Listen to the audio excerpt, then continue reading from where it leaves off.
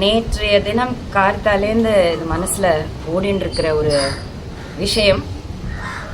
அதை சொன்னாதான் மனசு நிம்மதிப்படுங்கிறதுக்காக இந்த தீர்வை நோக்கி ஸ்ரீரங்கத்தைச் சேர்ந்த திருமதி விஷாகா ஹரி என்பவர் அவருடைய யூடியூப் சேனலில் வெளியிட்டிருக்கார். இது குறித்து சமூக வலைத்தளங்களில் ஒரு 4-5 பேர் இதை பகிர்ந்து கொண்டு இதை போல் நிறைய பேர் மதமாற்றம் செய்கிறார்கள், இதற்கு ஒரு முடிவு வேண்டும் அப்படின்னு போர் முழக்கம் செய்கிறார்கள். Please don't try to convert anybody.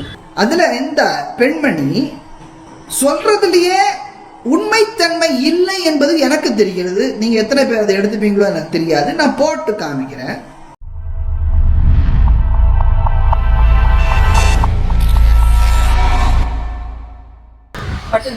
அந்த கோச்ல அப்போ ஒருத்தர் உள்ள வந்தார்.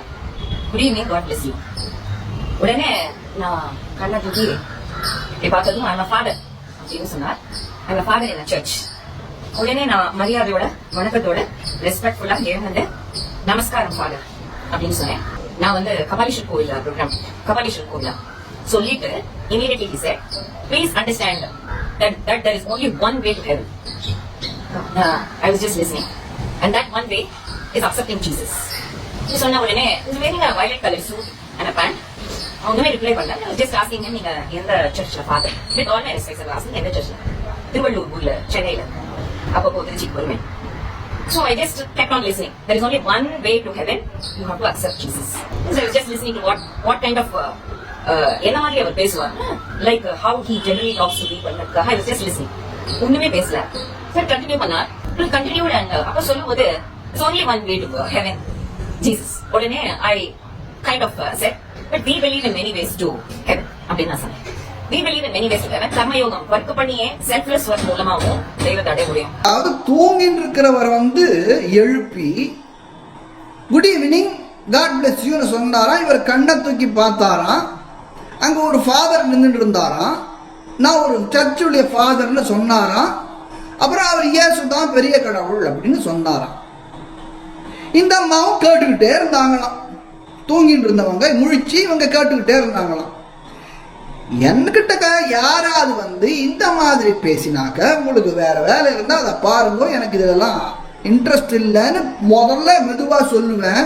அப்படி கேட்காம ஒருத்தன் மேலே மேலே பேசினான்னா சொல்ல வேண்டியதை சொல்லி துரத்தி அடிப்பேன். இதான் நான் பண்ணுவேன். ஒரு பெண்மணி துரத்தி அடிக்க முடியாதுன்றதுனா நான் ஒத்துக்கிறேன். அப்படி கடினமாலாம் பேசிட முடியாது. ஆனா பேச்சு கொடுக்காம இருக்கலாம் இல்லையா? ராத்திரி வேலையில் யாரோடையோ எதுக்கு முதல்ல பேச்சு கொடுக்கணும்?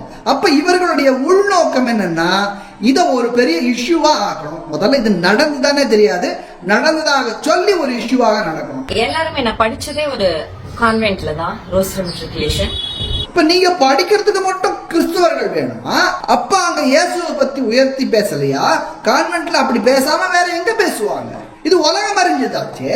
காத்தால பிரேயரும் போது இயேசுவை பத்தி சொல்லுவீங்க, அதெல்லாம் செய்வீங்க. ஆனா வயசானதுக்கு அப்புறம் மடிசார கட்டின்ட்டு ஹரிகதை பண்ண போயிட்டாக்க உங்ககிட்ட வந்து யாரும் இயேசுவை பத்தி பேசக்கூடாதா? அவர் என்ன பண்ணார்? இயேசுவை பத்தி பேசினார், அவ்வளவுதானே. அதுல என்ன தப்பு? அவருடைய அபிப்பிராயம் இயேசு அவருக்கு பெரிய கடவுள், இதுல என்ன தப்பு? சொல்லிட்டு immediately he said, please understand that there is only one way to heaven. I was just listening and that one way is accepting Jesus. So I just kept on listening. There is only one way to heaven. You have to accept Jesus. எங்க பிரச்சனை வந்து இந்த வீடியோல எனக்குன்னா, இந்த அம்மா இதெல்லாம் கேட்டுட்டே இருந்தாங்களாம். அவரும் சொல்லிட்டே இருந்தாராம், இவங்களும் கேட்டுட்டே இருந்தாங்களாம். எத்தனை நேரம் போச்சுன்னே தெரியல. அப்பதான் எனக்கு தோணிது, இந்த மாதிரியா எல்லா பெண்கள் abuse against women அப்படிங்கிறது is not just drugs, it's not just narcotics, not just eve teasing. எனக்கு ஒரு நிமிஷம் அந்த சிங்கப்பட பெண் படைக்கு போன் பண்ணி somebody is doing religion teasing, eve teasing மாதிரி religion teasing அப்படின்னு ஒரு கம்ப்ளைண்ட் கொடுக்கலாமா தோணு. ஏன்னா women abuse எதுவும் girls are also girls, boys, both of them are being brainwashed. திடீர்னு இவங்களுக்கு கோபம் வந்துருத்தோம். அந்த கோபத்துல அவங்க என்ன செஞ்சாங்களா, சிங்கப்பெண் படைக்கு போன் பண்ணி எனக்கு ஹராஸ்மெண்ட் இவர் பண்றாருன்னு சொல்லணும்னு தோணித்தான். என்ன அநியாயம் அது? ஒருத்தன் தன் கடவுளை பத்தி இன்னொருத்தரிடம் பேசுறான். உனக்கு பிடிச்சா கேளு, பிடிக்கலன்னா கேட்காம போ. அதுக்கு விமன் ஹராஸ்மெண்ட் எப்படி நீங்க சொல்லலாம்? இது எவ்வளவு மோசமான ஒரு செயல். பெண்களின் பாதுகாப்புக்காக ஏற்படுத்தப்பட்ட அந்த சட்டத்தை இவர்களுக்கு வேணும்னே இவங்க பேசிட்டு இவங்களுக்கு பிடிக்கலன்ன உடனே அதை எனக்கு ஹராஸ்மெண்ட் இவங்க சொல்றது என்ன ஒரு அநியாயம், என்ன ஒரு அநியாயம். சட்டத்தை பத்தி இவங்க பேசுறாங்கல்ல, சிங்க பெண்ணுகிட்ட போய் நான் கொடுக்குறேன் புகார்னு. சட்டம் என்ன சொல்றதுன்னு பார்ப்போம். இந்திய அரசியல் அமைப்பு சாசனம், கான்ஸ்டிடியூஷன் ஆஃப் இந்தியா, இதுல ஆர்டிகிள் 25 என்ன சொல்றது? இதை நான் படிக்கிறேன், பக்கத்துல போடுறேன், நீங்க பாருங்க. பொது ஒழுங்கு, ஒழுக்க நெறி மற்றும் சுகாதாரம் மற்றும் இந்த பகுதியின் பிற விதிகளுக்கு உட்பட்டு அனைத்து நபர்களுக்கும் மனசாட்சி சுதந்திரம் மற்றும் மதத்தை சுதந்திரமாக பின்பற்றுவதற்கும் கடைபிடிப்பதற்கும் மற்றும் பரப்புவதற்கும் சம உரிமை உண்டு. அப்போ ஆர்டிகிள் 25 என்ன சொல்றது? ஒருவர் தன்னுடைய மதத்தை பரப்பலாம். இது அவருக்கு அடிப்படை உரிமையாக கொடுக்கப்பட்டுள்ளது. அது இந்த மதத்தவராக இருக்க வேண்டும் இல்லாம சமமாக எல்லாருக்குமே இந்த சுதந்திரம் ஒரே அளவிலே இருக்க வேண்டும்.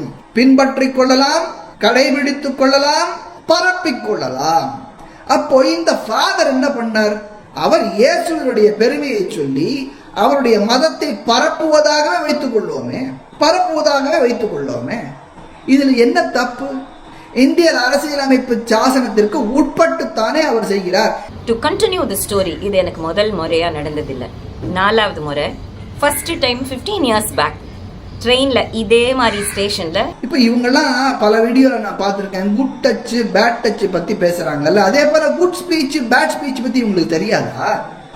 ஒருத்தர் சொல்லும் போதே எதுக்கு வராருன்னு தெரியாதா?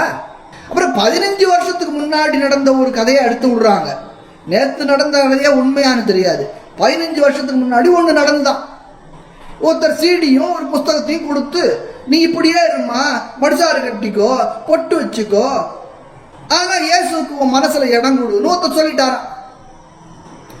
வேலையை பார்த்துட்டு போடான்னு சொல்றதை விட்டுவிட்டு, நான் மடிசாறு கட்டின்னு இருக்கேன், என்கிட்டக்கே இப்படி சொன்னாக்க.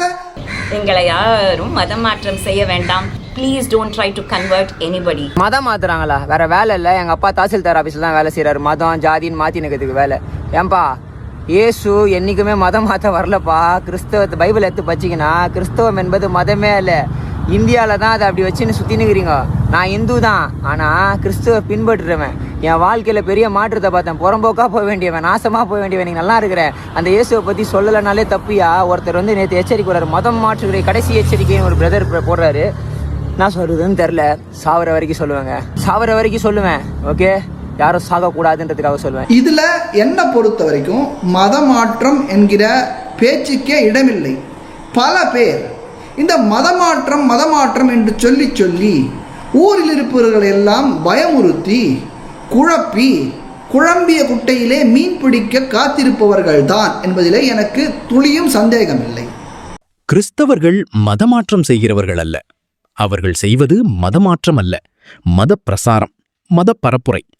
இந்த இரண்டிற்கும் தெளிவான வித்தியாசம் இருக்கிறது.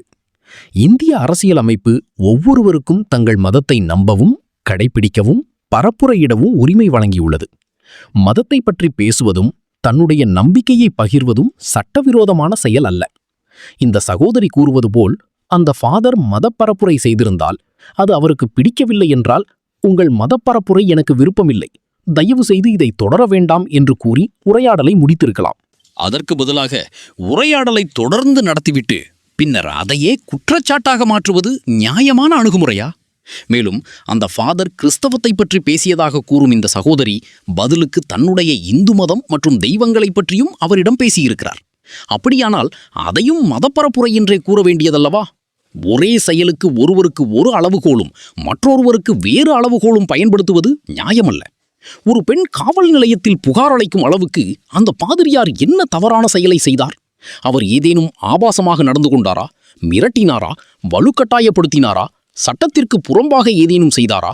அப்படிப்பட்ட எந்த குற்றச்சாட்டும் இல்லை என்றால், வெறும் மதத்தை பற்றி பேசியதற்காக புகார் அளிப்பது எந்த விதத்தில் நியாயமாகும்? தனக்கு விருப்பமில்லாத ஒரு உரையாடலை உண்மைக்கு புறம்பாக மாற்றி புகார் அளிக்க முயற்சிப்பது மிகவும் தவறான செயலாகும். இது உண்மையை நிலைநாட்டும் முயற்சி அல்ல, மாறாக ஒருவரின் மத சுதந்திரத்தை தடுக்க முயற்சிப்பதாகவே தோன்றுகிறது. கிறிஸ்தவர்கள் ஏன் இயேசு கிறிஸ்துவை பற்றி பரப்புரை செய்கிறார்கள் தெரியுமா? பைபிள் சொல்வது என்னவென்றால், ஒரே உண்மையான தேவன் அனைவரையும் சமமாக நேசிக்கிறார் என்பதைத்தான். அந்த தேவன் மனிதர்களை சாதி, இனம், மொழி, பொருளாதாரம் அல்லது பிறப்பின் அடிப்படையில் பிரித்து பார்ப்பது இல்லை.